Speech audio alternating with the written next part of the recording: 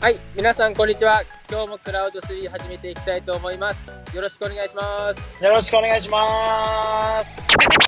いや、マジ、日本超暑いよ、今。みたいだね。日本相当暑いよ。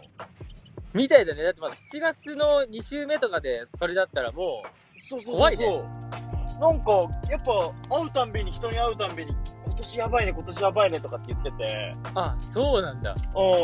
なんか、ジメジメする感じもするんだよね。インドネシアって湿気とかってある？いや、多分ね、日本に比べたらないと思う。あ、ないんだ。ないと思う。なんか肌感覚的にはね。日本の方がなんか暑さを感じる。ああ、そうなんだ。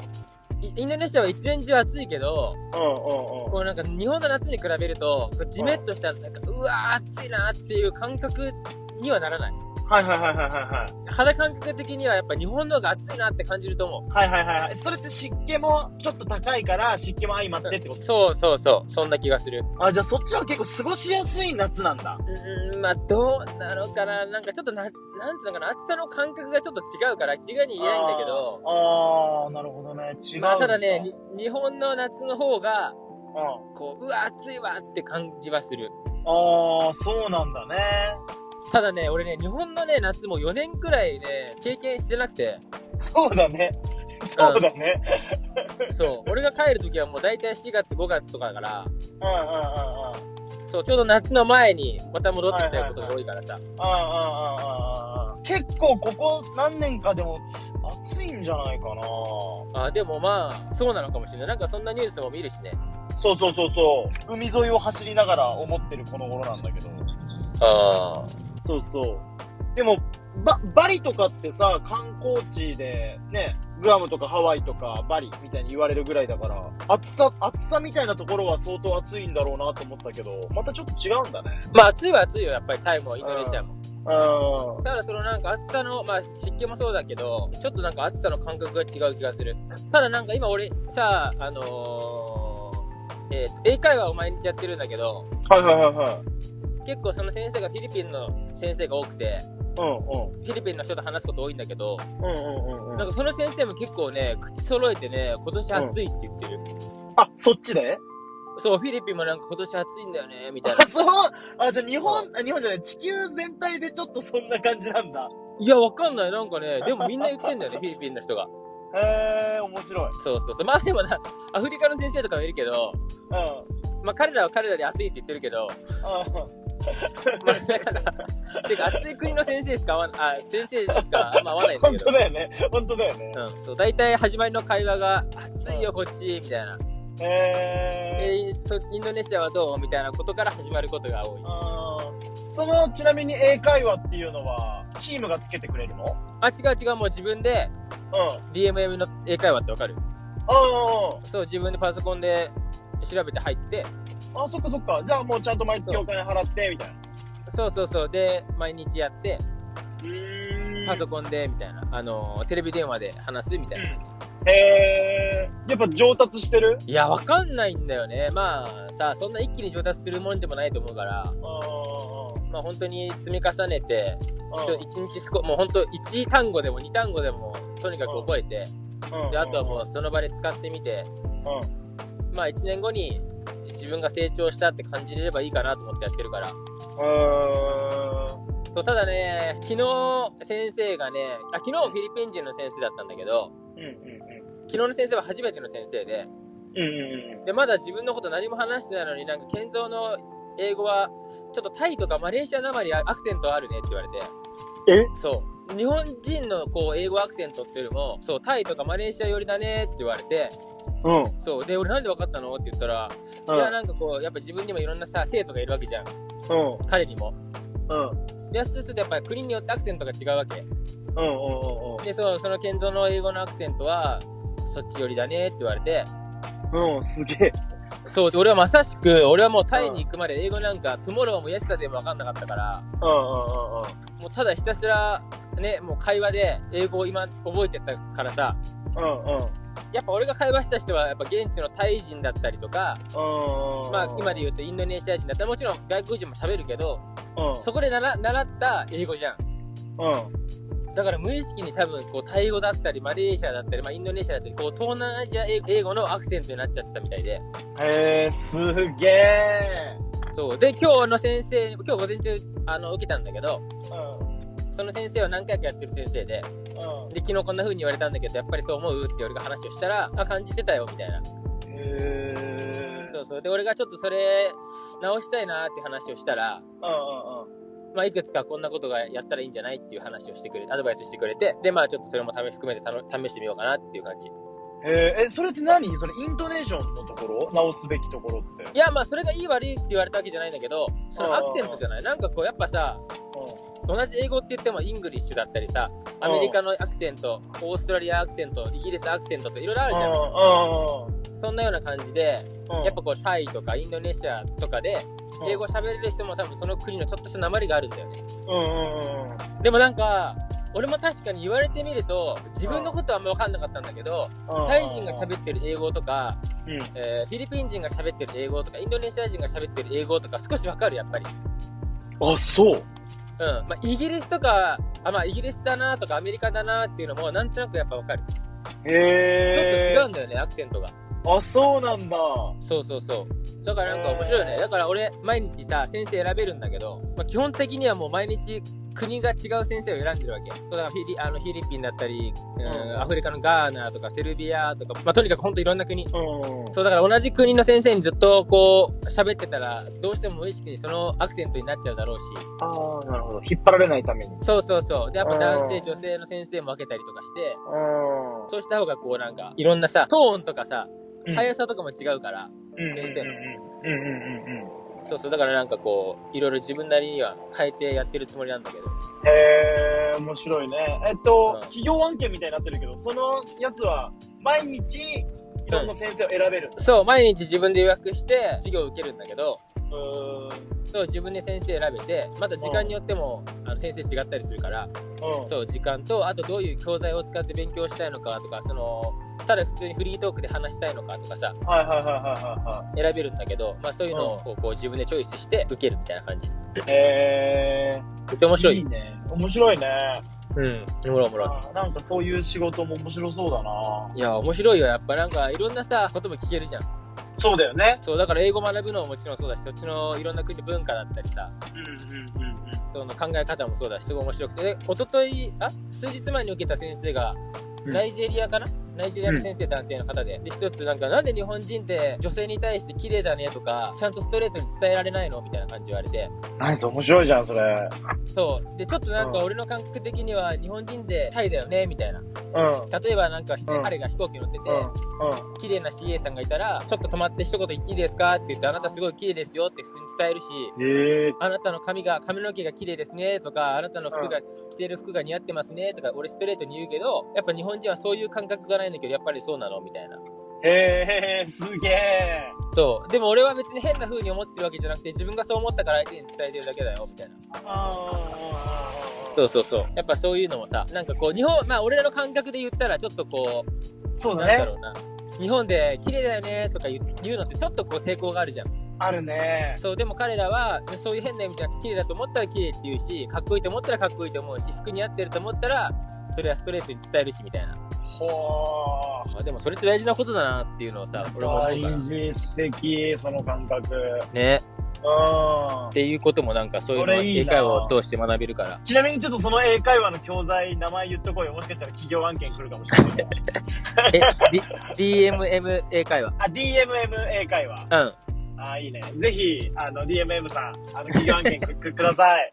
結構今までもラジオをやってきた中で、タイだったりとか、インドネシアだったりとか、南波がこう、海外で生活したりとか、海外で選手人生を送ってるっていうところにフォーカスを当てて、いろいろ話をしてきたわけだけど、意外と南部が日本でどういう風なサッカー選手として活動していたのかって、なんか分かってない人が多いんじゃないかな、知らない人が多いんじゃないかなって思っていて。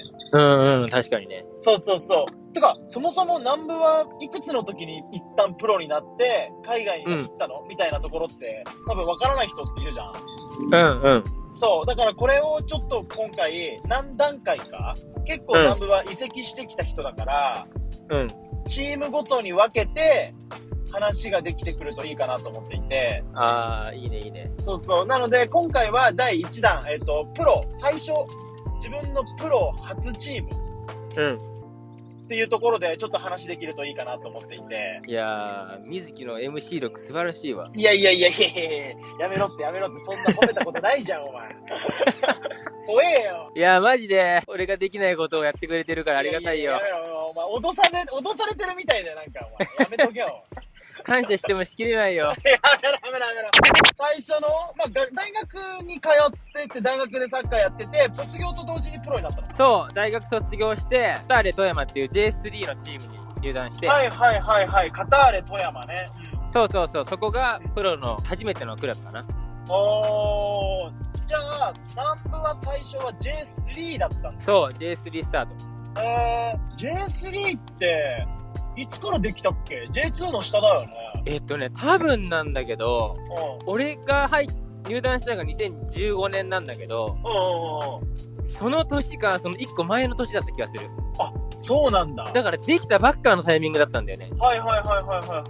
そう、だから J3 ができたのは2014か 15？ちょっと定かじゃないけど、どっちかだった気がする。なるほど。じゃあそんな、卒業して2015年、J リーガーデビューした南部なんだけど、そこの時のちょっと話振り返れる？全然振り返れるよ。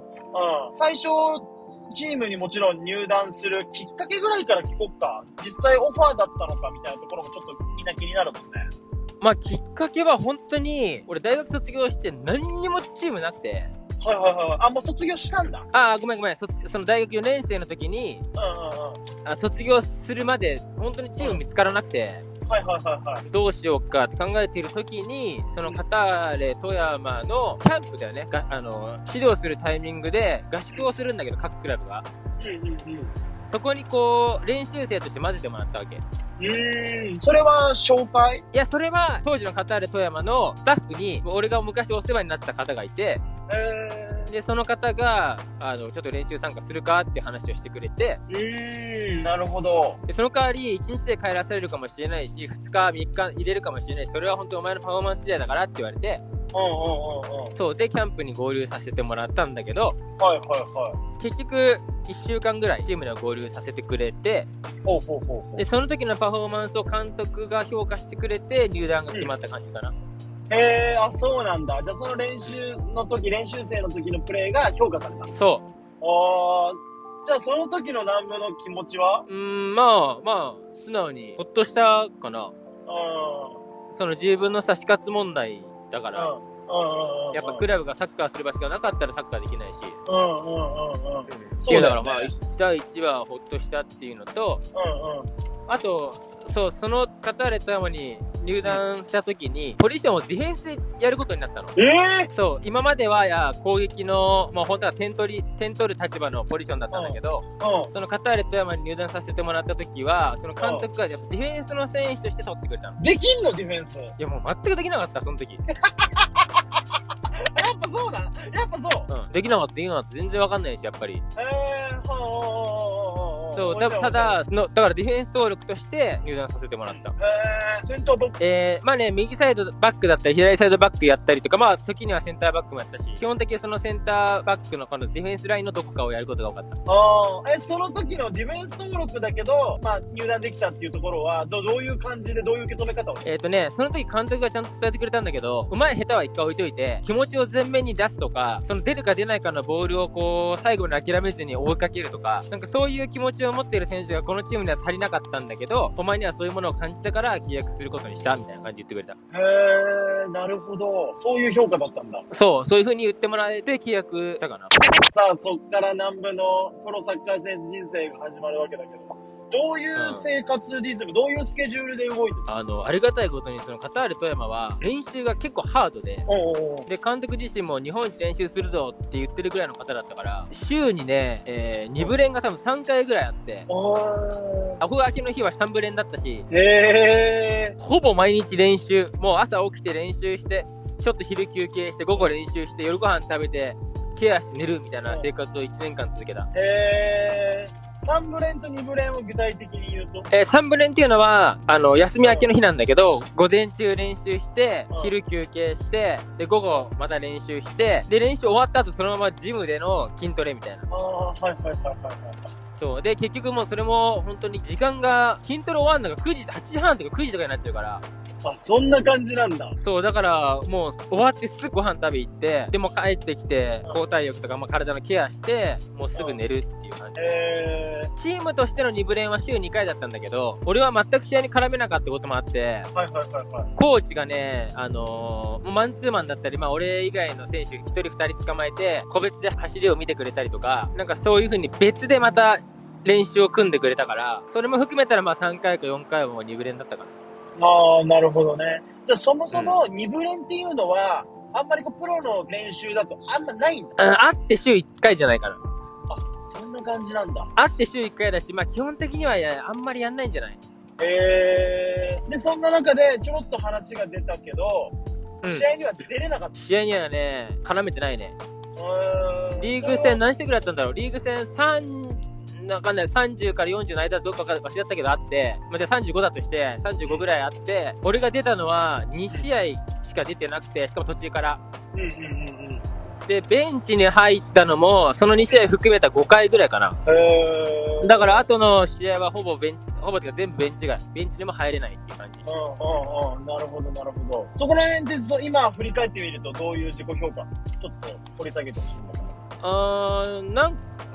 その時に当時思ってたのは、自分がその技術だったりとか、そういうところで出てる選手に劣ってて出れないわけじゃなくて、今自分が出れない要因はメンタル的な部分にあるっていうのが分かってたのね。で、そのメンタルっていうのは、だからその自分が本来持ってる技術、ピッチなり表現しなきゃいけないその部分をメンタル的な部分で表現できてないなっていうのは自分で分かったわけ。そこをしっかり整えられるまでは厳しいだろうなと思ってた、自分で。ちょっと難しい。もう少し、なんか、わかりやすくいける。メンタルの何がプレイできない要因だと、なんとは認識してた。だから、はっきり言うと、やっぱりプロだから、結果が全てなわけよ。そう、だから、もちろんスタッフたちも、できないことに関しては厳しく言うじゃん。で、俺もやっぱ相当いろんな意味で厳しく言ってもらったし、そこに対して、自分で自発的にプレイできなかったっていうのかな。受け入れられなかったみたいな。いや、受け入れられなかったっていうか、だからもうストレートに言っちゃうと、もう言われすぎて、自分が何をすればいいかとか、何ができるかっていうのをわかんなくなっちゃって。なるほど。だから、ちょっと、もうはっきり言うと、イップスみたいな、軽い感じだったかもしれない。今振り返るとね。なるほど、なるほど。そう、だから何かを言われないとできないし、自分から自発的に動けないみたいな。脳では分かってても、体が反応しないみたいな。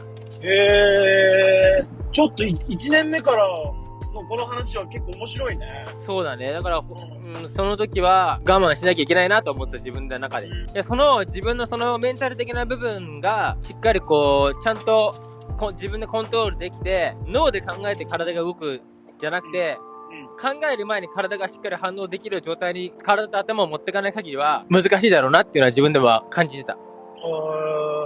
それが、在籍1年目で、チームには在籍はどれぐらいしてたの？チームには在籍1年。あ、そうなんだ。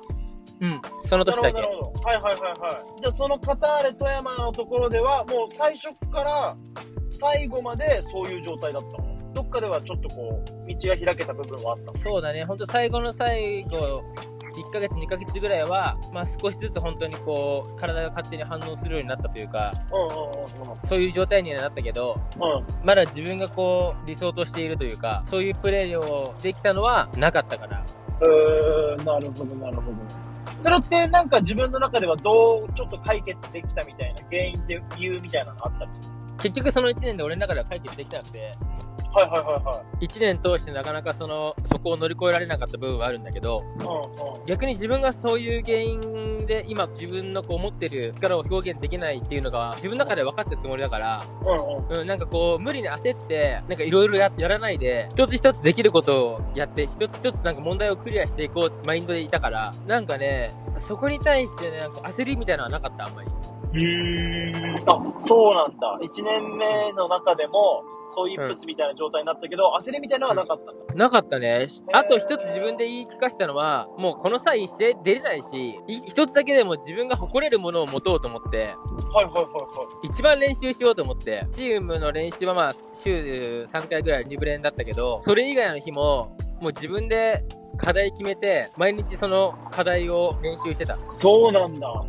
だからもう練習してるのはもう毎日、チームが午前中だけの練習でも午後は必ず自分でやってたりっていう感じで自分でノルマを与えてたつもり。なんだ、その自分の中で誇れるのは練習量っていう意味。そうだね。まあ本当にいろいろ難しかったけどね。ただやっぱさ、正直言うとかなりスタッフからも結構言われたし、やっぱり。言える範囲だと言われたって言って、なんかどういう感じの、まあ具体的な言葉じゃなくてもいいんだけど、こう、鼓舞なのか、割とこうマイナス的な意味なのか。いや、全然鼓舞じゃない。鼓舞じゃないんだ。まあ普通にだから、まあお願いだからもうサッカーやめてくれとか。でもそんなこと言われんの？まあ言われたね。あったから、お前がチームにいたら、チームが勝てなくて、チームが勝てないと勝利給も入ってこなくて、で勝利給入ってこないと俺らの家族養えないから、そうなる前にこのチームをやめてくれみたいな。まあみたいなこととか、まあそんなこととかあったけど、まああとはね、練習で俺右サイドバックとか、じゃあ、それでじゃあ、俺らがクロスを上げて、中の選手が合わせる練習とかあるとするでしょ。で、俺が順番待ってるところとかにコーチが来て、で、クロス上げる前に、なんか一言二言、サッカーとは全く関係ないようなことを言ってきて、言ってくるとか、まあ、あとは、だからクロス、俺がいいボール上げたなと思っても、例えばじゃあなんかちょっと合いませんでしたってなった時に、例えば俺が、悔しがったりとか、で、あっちの選手がナイスボールとか言ってくれたとするでしょ。で、そういう時に、まあ、それはお前のボールなんか汚いから触りたくないよな、みたいな。それって特定のコーチ？まあ、そうだよ。まあでもプロってさ、その時俺のチームメイトとかもなんでそういう風に言うのかなって言ってる選手もいたわけ。で、コーチだったらもっとちゃんと教えればいいのにって。でもまあ俺その時から思ってたのは、プロって学生じゃないから、俺がお金払ってサッカーやってるわけじゃなくて、お金もらってサッカーやってるわけだから、だからなんか教えてもらうっていうのは姿勢あんま良くないかなと思ってたの。なるほど。そう教えてもらうのはもうお金払ってる立場で、もうもらってる以上は自分からこう掴みに行かなきゃいけないし、それを掴めないんだったらもうお金もらう必要ないし、そうだから結局そういうこと言われて、確かに俺も何くそって思ってたけど、まあそれがプロだなと思ってたから、ただ蓋を開けてみればそういうのが蓄積しすぎて多分いくつみたいなやつ。なるほどね。まあただ俺の中では、いや黙っとけ、いやお前なんかいつか見返してやるからとかめっちゃ思ってたけどね。俺だから途中でスタッフが変わったりしたわけ。その時も俺なんだよやめんのかよと思ったもん。逆に？いや俺こいつらマジ見返してやりたかったのに途中でやめんのかよと思ったから、まあどういう理由でやめたのか知らないけど、それはそれですごいマインドだね。そうだから富山辞めるタイミングでコメント出すんだけど、その時のコメントでもまあその時の感情とかもう絶対忘れないし、絶対這い上がるからみたいなコメントを出したから、まあほんとその通り。コーチはじゃあそういうコーチがいたっていうのは分かったんだけど、チームメイトみたいなところでいくとどういう関係性だったの？やっぱり俺が一番若かったし、ほぼ大卒1年目だし、まあ下に何人かいたけど、まあほぼ一番若かったし、そうは言っても自分のパフォーマンスも自分が納得できないぐらいだから、周りも評価してくれてなかったから、最初はもう口も聞いてくれなかったよ、やっぱ先輩の人たちは。そういうのやっぱあるんだ。あと口も聞いてくれないって、まあ俺の責任なんだけど、それはまあ喋ってもくれないし、やっぱ試合でも認めてくれないから、もちろんパスもあんまり来ないし、で練習中まあこうじゃあミスしたことに対しては、結構厳しく言ってもらえたし、そういう感じだったけど、もう最後の多分3ヶ月ぐらいはそういう先輩の方々も、まあ何がきっかけか分かんないけど、少しずつ多分認めてくれ始めて、最後の方はすごい変わって信頼してくれるようになったなっていうのを肌感覚で感じてた。それはもう原因が何だったかっていうのは本当わからないんだ。まあシンプルにその練習だったりとか、まあ練習試合で自分ができることだったりとか、その一つ一つのプレーの質とかがクオリティが上がったっていうのが一つの要因だと思うけど、まああとは俺が思うのは、まあもちろんその試合に出れないってあると思うけど、そういう中でもなんかこう自分がやるべきことをやってたのをまあ1年通して見てくれてたっていうのもあるのかなと思う。まっすぐね、腐らずに続けたっていう意味で。そう。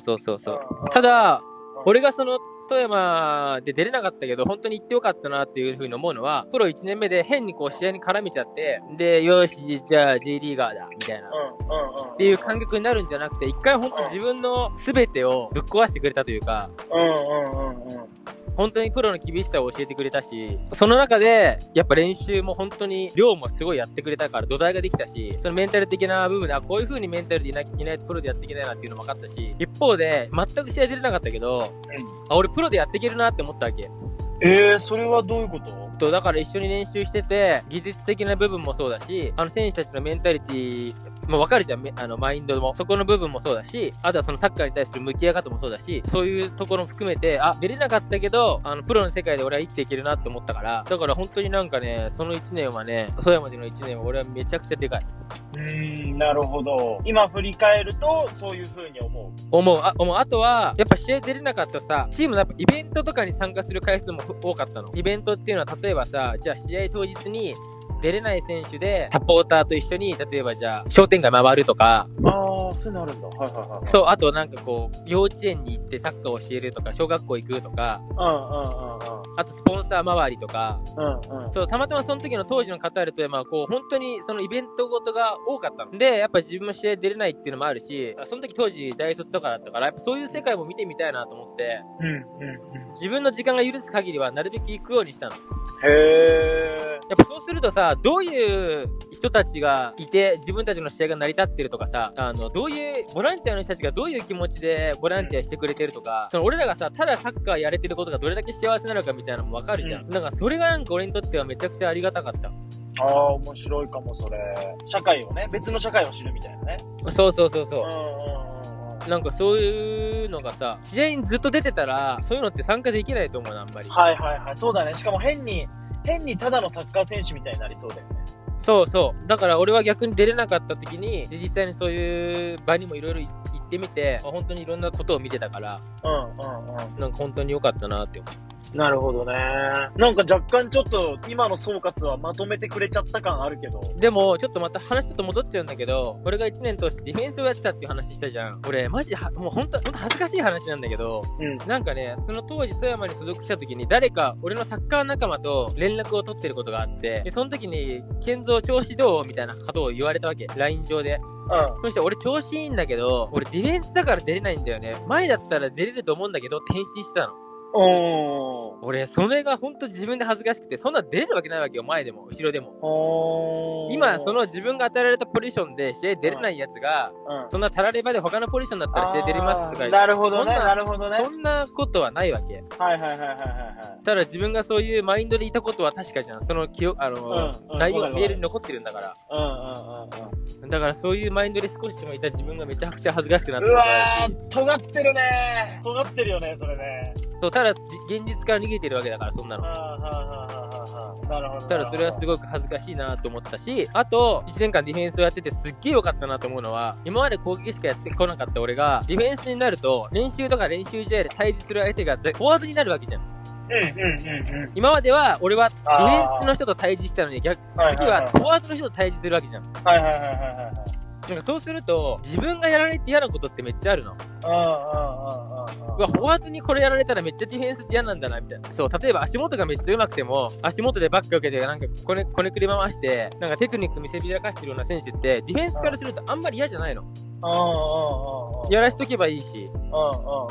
ただ1対1ボール持ったら縦に仕掛けてくるとか、パス出したらすぐ背後を取って動き直すとか、そういう風になんか相手が嫌なことをしてくる選手の方が俺すごい嫌なの。そう、だから、その1年間自分がディフェンスでプレーしてみて、自分がじゃあ次もし前のポジションに戻った時に、自分がされて嫌だったことしようって思ったわけ。でも今まで前だけやってたらその感覚になんなかったの。そうだよね。それ面白い。そう。ただ、結局それで、富山辞めた後は、自分が前のポジションに戻ったんだけど、そうなった時にやっぱり自分ができるプレーの幅みたいなのが低れたから、それも含めてディフェンスやってよかったなと思う。結果うまく回ったんだね。結構1年目のこの話面白いね。俺にとっても結構濃かった。それをすごい感じる。なんかやっぱ今のこうタイで優勝とかっていう一回実績を残したりとかさ、ちょっとこう輝かしい部分がある分、スタートからこう結構走り出しいいのかと思ってたら全然そうじゃないっていうところが全然だよね。なんかちょっとストーリー性があってすごい面白いかなって思うのと、あとやっぱり尖ってたんだね。いや尖ってた。どうなのかな。まあそうだね。だって、どうせその嫌なコーチというか、いろいろ言ってきたコーチに対しても、別にただはいはいってわけじゃなかったわけでしょ？いや、だから、いや、なんか、いやいやって言い返した時も、言い返すっていうか、まあなんか自分の意見伝えたこともあるけど、いや、何お前が言ってんのみたいな感じだったから、お前に言われるなんか20年早いよ、みたいな。ああ、なるほどね。20年後、お前がサッカー続けたり言ってこいよ、みたいな感じで言われたから、そうそうそう。いや、散々、そういう挫折っていうのを、カターレ富山のチームの中で、経験したと思うんだけど、その中でも、一番きつかったこと、一番こう、しんどかったことみたいなとこってあった？